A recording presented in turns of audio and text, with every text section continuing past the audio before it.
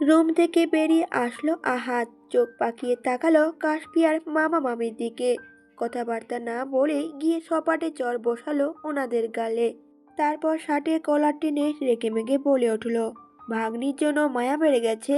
বিয়ে দিবি না আমার সাথে? এই মেয়েকে আমার চাই, যে কোনো মূল্যে চাই। তুই ওকে পালিয়ে যেতে বলছিস কোন সাহসে? কথাটা বলেই ওনাকে মাটিতে ফেলে মারতে শুরু করলো আহাদ। কাশপিয়াও দূর থেকে দাঁড়িয়ে দেখছে মাটিতে পড়ে থাকা ওর মামাকে। কষ্ট হলো ওর। কাছে এগিয়ে এসে নিজেও চড় বসিয়ে দিল আহাদ লোকটার গালে। আহাদের রাগ বাড়ল তরতর করে। এই পুচকে মেয়ের এত সাহস! গায়ে হাত তুলল ওর। মনে মনে ভেবে নিল আহাদ, যাই হয়ে যাক এই মেয়েকে বিয়ে করেই ছাড়বে। কাশপিয়ার মামি তখন খপ করে ধরে ফেললেন ওর হাতটা, কিন্তু আটকে রাখতে পারলেন না তিনি। মাটিতে পড়ে থাকা কাশপিয়ার মামা আঘাত করলেন আহাদকে। ওনার স্ত্রীকেও ধমক দিতেই হাত ছেড়ে দিলেন তিনি। মামার কথায় এবার সত্যিই চলে গেল কাশপিয়া। দৌড়াতে দৌড়াতে যখন বাড়ির সীমানা পেরালো তখনই সে থামলো, কিন্তু অসাবধানতায় ধাক্কা লাগলো ইয়াসের গাড়িটার সাথে। ভাবনার জগৎ থেকে বেরোলো কাশপিয়া। হঠাৎই লক্ষ্য করলো রুহি এসে কড়া নাড়ছে ওর রুমের দরজায়।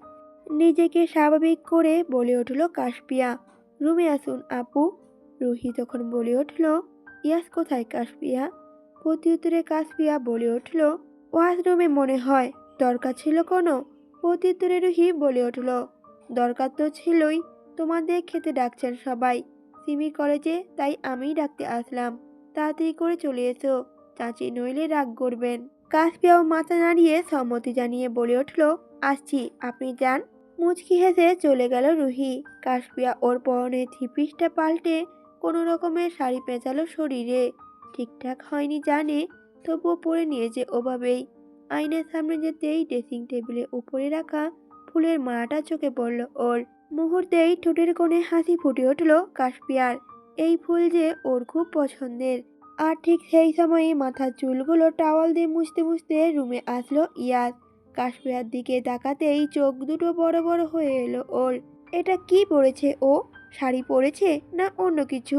বোঝা মুশকিল তা। তবে একটা জিনিস বুঝলো ভালো করেই, উপমা শাড়ি পরতেই পারে না, হয়তো অভ্যেস নেই। ইয়াস কাছে এলো কাশপিয়ার, বলল, ওকে এই মেয়ে, তুমি শাড়ি পরেছ নাকি গায়ে গামছা পেঁচিয়েছ? কথাটা কানে আসতেই ইয়াসের মুখ পানে তাকালো কাশপিয়া। ঠিকঠাক মতো শাড়ি পরতে পারে না বলে কি লোকটা অপমান করলো ওকে? মুখ ভেঙচি কেটে বলে উঠল কাশপিয়াও, আমি পারি না, তাহলে আপনি পরিয়ে দিন। কাশপিয়ার কথা শুনে ঠোঁট কামড়ে হাসলো ইয়াস। কাশপিয়ার দিকে এগোতে এগোতে বলল সে, ঠিক আছে, আমি ইয়াস রায়হান, আবার ভদ্র ছেলে, কারোর কথা ফেলতেই পারি না। তাছাড়া তুমি যেই পোশাকে কমফোর্টেবল সেইটাই পরো, শাড়ি পরার দরকার নেই। কাশপিয়া তখন মুখটাকে বেজার করে বলে উঠল ইয়াসকে, আসলে আমার শাড়ি পরা অভ্যেস নেই। ইয়াসকে কথাটা বলে হাতে থাকা শুকিয়ে যাওয়া ফুলের মালাটা নেড়ে চেড়ে দেখলো কাশপিয়া। আয়নার সামনে গিয়ে ক্লিপ দিয়ে মাথায় দিল সেটা। ইয়াস ওর দিকে তাকিয়ে হাসছে আনমনে। বলছে বিড়বিড় করে, শাড়ি পরা অভ্যেস করতে হবে না উপমা, আমাকে ভালোবাসা অভ্যেস করো তুমি। আমাকে একটু আদরে রাখো, তোমার সবটুকু জুড়ে থাকতে চাই আমি। হঠাৎই কাশপিয়ার মনে হলো ইয়াস ওকে কিছু বলছে। ফিরে তাকালো ইয়াসের দিকে, দেখলো ইয়াস চলে যাচ্ছে রুম থেকে বেরিয়ে। ইয়াসের কথা শুনে কাশপিয়াও বদলে নিল শাড়িটা। এসব পরার অভ্যেস নেই ওর।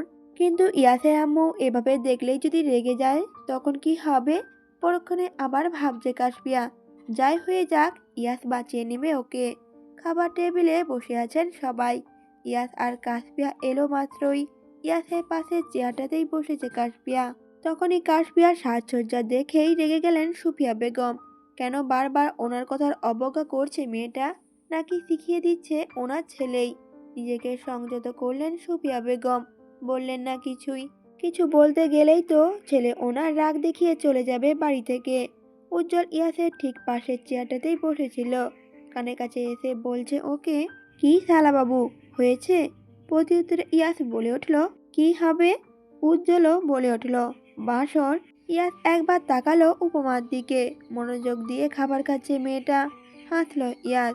উজ্জ্বলের দিকে তাকিয়ে বলল, ওর মতো ফিসফিস করেই, বউটা ছোট বড় হোক কিছুটা, আমার আদর নিতে পারবে না এই বয়সে। প্রত্যুত্তরে উজ্জ্বল ফিসফিস করে বলে উঠল, ধুর, কি যে বলো না তুমি। বউদের আদর না দিলে বয়স বাড়ে নাকি? তোমার আপুকেও তো। ভ্রু কুঁচকে তাকালো ইয়াস। উজ্জ্বলের মনে হলো ভুল সময় ভুল কথা বলেছে সে। এক হাত দিয়ে কান ধরে চোখের ইশারায় ক্ষমা চাইলো ইয়াসের কাছে। এই ছেলেকে বোঝে না উজ্জ্বল, কখন যে মজা করে আর কখন রাগ, এটা বুঝতে পারে না সে। হসপিটালে বেডে শুয়ে থাকা কৌশিকের অবস্থা ক্রমশই খারাপের দিকে যাচ্ছে।